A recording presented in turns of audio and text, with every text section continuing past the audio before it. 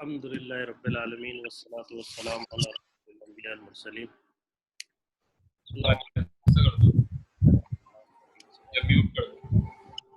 اللهم لا تزغ قلوبنا بعد إذ هديتنا وهب لنا من لدنك رحمة إنك أنت الوهاب اللهم رب اجعلني مقيم الصلاة ومن ذريتي ربنا وتقبل دعاء ربنا اغفر لي ولوالدي وللمؤمنين يوم يقوم الحساب۔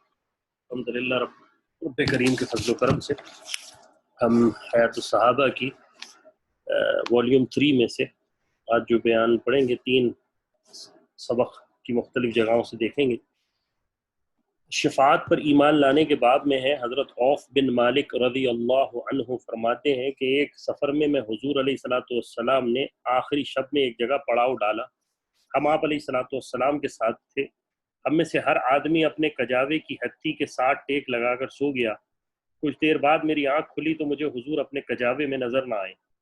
اس سے میں گھبرا گیا اور میں حضور کی تلاش کرنے چل پڑا۔ ڈھونڈتے ڈھونڈتے ایک جگہ مجھے حضرت معاذ بن جبل اور ابو موسیٰ اشعری رضی اللہ عنہما ملے۔ وہ دونوں بھی اسی وجہ سے گھبرائے ہوئے تھے جس وجہ سے میں گھبرایا ہوا تھا۔ ہم لوگ یوں ہی ڈھونڈتے رہے کہ اچانک ہمیں ایک وادی کے اوپری حصے میں چکی چلنے جیسی آواز آئی۔ ہم لوگ اس آواز کی طرف گئے تو دیکھا رسول اللہ صلی اللہ علیہ وسلم رو رہے ہیں۔ پھر ہم نے حضور کو اپنی بات بتائی۔ حضور نے فرمایا آج رات میرے پاس میرے رب کی طرف سے ایک فرشتہ آیا اور اس نے مجھے 2 باتوں کا اختیار دیا۔ ایک یہ یا تو میں شفاعت کروں یا پھر میری آدھی امت جنت میں چلی جائے۔ یعنی اے اللہ کے رسول علیہ السلام، اللہ نے آپ کو 2 باتوں کا اختیار دیا ہے، آپ 2 میں سے ایک چیز اپنا لیجئے۔ ایک یا تو شفاعت کر دیں آپ امت کی، یا پھر آپ کی آدھی امت کو اللہ تعالیٰ جنت میں بھیج دیں۔ تو آپ علیہ السلام نے فرمایا میں نے شفاعت کو اختیار کر لیا۔ میں نے عرض کیا، یعنی حضرت معاذ رضی اللہ عنہ، حضرت عوف بن مالک رضی اللہ عنہ کہتے ہیں میں نے عرض کیا اے اللہ کے نبی، میں آپ کو اللہ اور آپ کی صحبت میں رہنے کا واسطہ دے کر عرض کرتا ہوں کہ آپ ہمیں اپنی شفاعت میں شامل کر لیں۔ حضور نے فرمایا آپ لوگ تو میری شفاعت میں ہو ہی۔ پھر حضور علیہ السلام ہم لوگوں کے ساتھ چل پڑے یہاں تک کہ ہم لوگوں کے پاس پہنچ گئے۔ وہ بھی حضور علیہ السلام کو اپنی جگہ پر نہ پا کر گھبرائے ہوئے تھے۔ یہ دیکھ کر حضور نے فرمایا میرے پاس میرے رب کی طرف سے ایک فرشتہ آیا، اس نے مجھے ان باتوں کا اختیار دیا، یا تو میں شفاعت اختیار کروں یا میری آدھی امت جنت میں داخل ہو جائے۔ چنانچہ میں نے شفاعت کو اختیار کر لیا۔ صحابہ رضی اللہ عنہ حضور کی خدمت میں عرض کیا ہم آپ علیہ السلام کو اللہ اور آپ علیہ السلام کی صحبت میں رہنے کا واسطہ دے کر عرض کرتے ہیں آپ ہمیں بھی اپنی شفاعت والوں میں شامل کر لیں۔ جب تمام صحابہ آپ کے پاس جمع ہو گئے تو آپ نے فرمایا میں تمام حاضرین کو اس بات کا گواہ بناتا ہوں کہ میری شفاعت میری امت میں ہر اس کے لیے ہے جو اس حال میں مرے کہ اللہ کے ساتھ کسی کو شریک نہ ٹھہراتا۔ اللہ تعالی ہمیں بھی اللہ کے رسول علیہ السلام کی شفاعت نصیب فرمائے۔ حضرت عبد الرحمن بن ابی عقیل رضی اللہ عنہ فرماتے ہیں کہ قبیلہ ثقیف کے وفد کے ساتھ حضور کے پاس میں گیا۔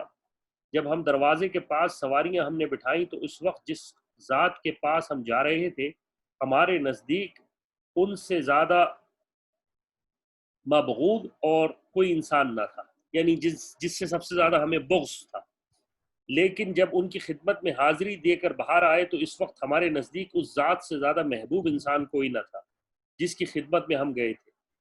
ہم میں سے ایک آدمی نے عرض کیا یا رسول اللہ، یعنی رسول اللہ صلی اللہ علیہ وسلم کی خدمت میں حاضر ہونے گئے تھے بنو ثقیف کے، اور اس وقت رسول اللہ صلی اللہ علیہ وسلم سے ایمان نہ ہونے کی وجہ سے نفرت تھی، لیکن جب رسول اللہ صلی اللہ علیہ وسلم کے پاس پہنچے اور آپ علیہ السلام کی صحبت اختیار کر لی تو آپ سے زیادہ محبوب شخص کوئی نہ بچا۔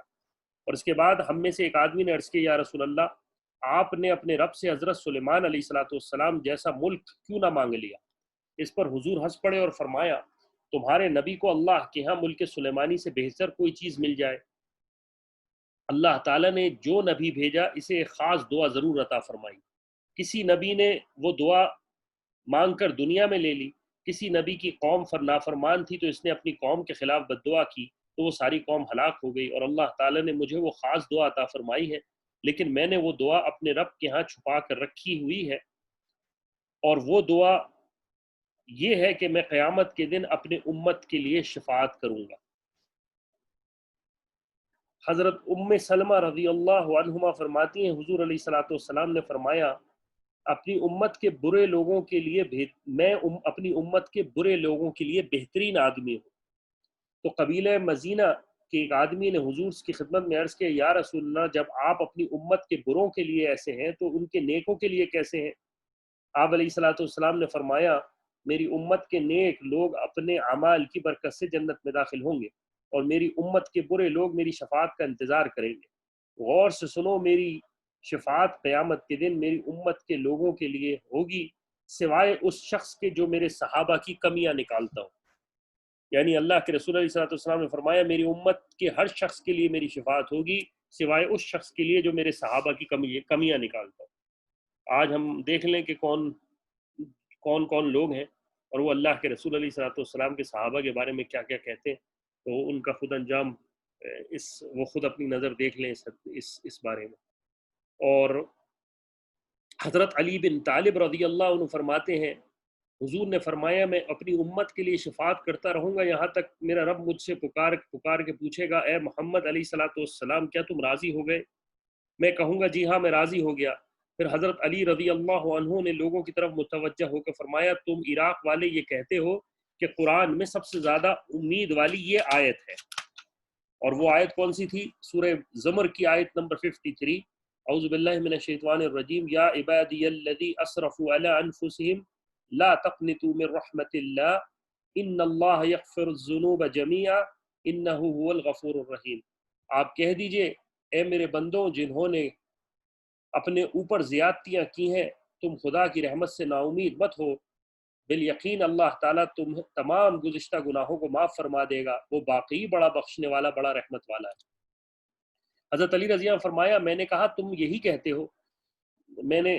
حضرت علی نے کہا کہ بالکل تم یہی کہتے ہو؟ تو ہم نے کہا ہم یہی کہتے ہیں۔ حضرت علی رضی اللہ عنہ فرمایا لیکن ہم اہل بیت یہ کہتے ہیں کہ اللہ کی کتاب میں سب سے زیادہ امید والی آیت یہ ہے، یعنی وہ آیت نہیں جو کہ عراق والے سمجھتے ہیں بلکہ یہ ہے، اور وہ آیت سورہ والضحیٰ کی ہے وَلَسَوْفَ يُعْتِيكَ رَبُّكَ فَتَرْضَىٰ، اور ان قریب اللہ تعالیٰ آپ کو آخرت میں بکثرت نعمتیں دے گا سو آپ خوش ہو جائیں، اور اس سے مراد رسول اللہ صلی اللہ علیہ وسلم کی شفاعت ہے۔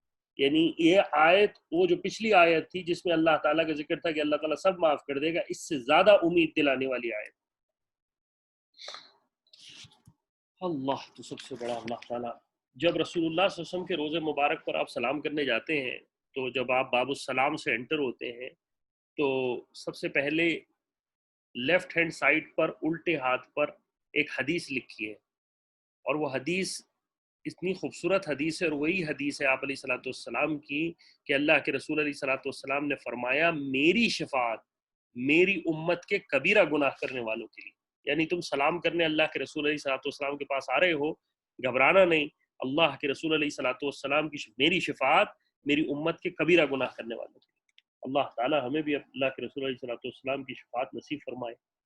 گناہ گاروں کے لیے دعا کرنے کے باب میں ہے، حضرت یزید بن اسم رحمہ اللہ علیہ کہتے ہیں شام کا ایک بہت طاقتور اور خوب لڑائی کرنے والا آدمی تھا، وہ حضرت عمر رضی اللہ عنہ کی خدمت میں آیا کرتا تھا۔ وہ چند دن حضرت عمر کو نظر نہ آیا تو فرمایا فلاں ابن فلاں کا کیا ہوا؟ لوگوں نے کہا امیر المومنین اس نے تو شراب پینی شروع کر دی اور مسلسل پی رہا ہے۔ حضرت عمر رضی اللہ عنہ نے اپنی منشی کو بلا کر فرمایا خط لکھو، اور خط میں لکھا یہ خط عمر بن خطاب کی طرف سے فلاں کے نام، السلام علیکم، میں تمہارے سامنے اس اللہ کی تعریف کرتا ہوں جس کے سوا کوئی معبود نہیں، وہ گناہوں کو معاف کرنے والا، توبہ قبول کرنے والا، سخت سزا دینے والا اور بڑا انعام و احسان کرنے والا، اس کے سوا کوئی معبود نہیں، اسی کی طرف لوٹ کر جانا۔ پھر حضرت عمر نے اپنے ساتھیوں سے فرمایا تم لوگ اپنے بھائی کے لیے دعا کرو کہ اللہ تعالیٰ اس کے دل کو اپنی طرف متوجہ فرما دے اور اس کو توبہ کی توفیق عطا فرما دے۔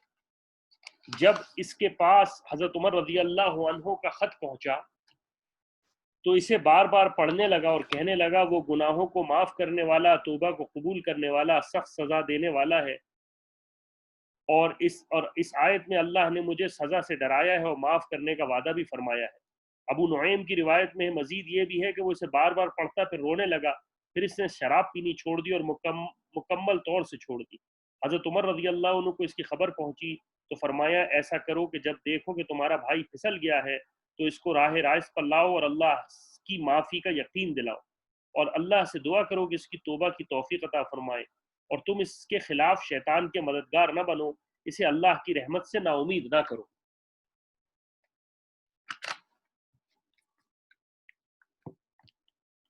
صحابہ رضی اللہ عنہ کے شہداء میں زندگی کے آثار۔ حضرت ابو نضرہ رحمہ اللہ علیہ کہتے ہیں حضرت جابر بن عبداللہ رضی اللہ عنہما جب جنگ احد کا وقت ہوا نے فرمایا کہ جب جنگ احد کا وقت ہوا تو رات کو میرے والد نے بلا کر فرمایا میرا خیال ہے کہ کل میں حضور کے صحابہ رضی اللہ عنہم سب سے پہلے شہید ہو جاؤں گا۔ اللہ کی قسم میں کسی کو ایسا نہیں چھوڑ کر جا رہا جو رسول اللہ صلی اللہ علیہ وسلم کی جان کی ذات کے بعد مجھے تم سے زیادہ پیارا ہو، اور مجھ پر قرضہ بھی ہے اور میری طرف سے ادا کر دینا، اور اپنی بہنوں کے بارے میں حسن سلوک کی وصیت قبول کرو۔ چنانچہ صبح سب سے پہلے وہ شہید ہوئے۔ میں نے انہیں ایک اور صحابی رضی اللہ عنہ کے ساتھ ایک قبر میں دفن کر دیا۔ پھر صحابی رضی اللہ عنہ کہتے ہیں میرا جی نہ مانا کہ میں انہیں ایک قبر میں کسی دوسرے کے ساتھ رہنے دوں، تو میں نے انہیں 6 مہینے بعد قبر سے نکالا تو وہ بالکل ایسے تھے جیسے اس دن تھے جس دن میں نے انہیں قبر میں رکھا تھا، صرف ان کے کان میں تھوڑا سا فرق آیا تھا۔ حاکم کی روایت ہے۔ ابن سعد کی روایت میں ہے اس طرح ہے کہ 6 مہینے گزرنے کے بعد میری طبیعت میں شدید تقاضا ہوا کہ انہیں الگ دفن کر دوں، چنانچہ انہیں قبر سے نکالا تو میں دیکھ کر حیران رہ گیا کہ زمین نے ان کے جسم کو بالکل نہیں کھایا، صرف کان کی لو پر کچھ اثر تھا۔ اور ابن سعد کی دوسری روایت میں ہے کہ مجھے ان کے جسم میں کوئی فرق نظر نہ آیا، البتہ ان کی داڑھی کے چند بالوں میں کچھ فرق تھا جو زمین سے لگے ہوئے تھے۔ ابو زبیر رحمہ اللہ علیہ کہتے ہیں حضرت جابر رضی اللہ عنہ نے فرمایا جب حضرت معاویہ رضی اللہ عنہ نے پانی کا چشمہ جاری کیا تو اعلان کیا گیا کہ ہم اپنے جنگ احد کے شہیدوں کو منتقل کر لیں۔ چنانچہ ہم نے انہیں 40 سال بعد نکالا تو ان کے جسم بالکل نرم اور ان کے ہاتھ پیر مڑ جاتے تھے، یعنی کہ ایسا جیسے ایک عام انسان ہوتا ہے، ورنہ عمومی طور پر انسان جو ہے اس کا جسم جو ہے وہ سخت ہو جاتا ہے۔ ابو نعیم کی روایت میں یہ ہے کہ ابو زبیر کہتے ہیں کہ حضرت جابر رضی اللہ عنہ نے فرمایا لوگوں نے اپنے شہیدوں کو 40 سال بعد قبروں سے نکالا تو وہ بالکل تر و تازہ تھے۔ ابن اسحاق نے مغازی میں اس قصے کو ذکر کیا ہے۔ وہ کہتے ہیں میرے والد نے انصار کے چند مشائخ سے نقل کیا کہ حضرت امیر معاویہ رضی اللہ عنہ نے پانی کا وہ چشمہ چلایا جو شہداء کی قبروں کے پاس سے گزرتا تھا تو اس کا پانی ان قبروں میں جانے لگا۔ ہم نے جا کر حضرت عمر اور عبداللہ رضی اللہ عنہ اجمعین کو نکالا تو ان پر 2 چادریں تھیں جن سے ان کے چہروں کو ڈھاکا ہوا تھا، اور دونوں کے چہروں پر کچھ گھاس پڑی ہوئی تھی۔ ان کے جسم ادھر ادھر مڑ جاتے تھے اور ایسا معلوم ہوتا تھا جیسے کل ہی دفن کیے گئے ہوں۔ اللہ تعالیٰ مجھے اور آپ کو رسول اللہ صلی اللہ علیہ وسلم کی سنت اور آپ علیہ الصلوۃ والسلام کے صحابہ کی عزت اور ان سے محبت کی توفیق عطا فرمائے۔ یا اللہ ہمارا خاتمہ بھی ایمان کے ساتھ اور انہی مبارک ہستیوں کے ساتھ ہمیں جمع رکھنا، اور یا اللہ یا کریم ہمارے ساتھ معاملات میں ہماری رحمت و کرم کا معاملہ فرمانا، ہمارا یہ بیٹھنا قبول فرمانا۔ اللہ خیر حافظ و ارحم الراحمین، وصلی اللہ تعالی علی خیر خلقی محمد وعلی آلہ وصحبہ اجمعین برحمتک یا ارحم الراحمین۔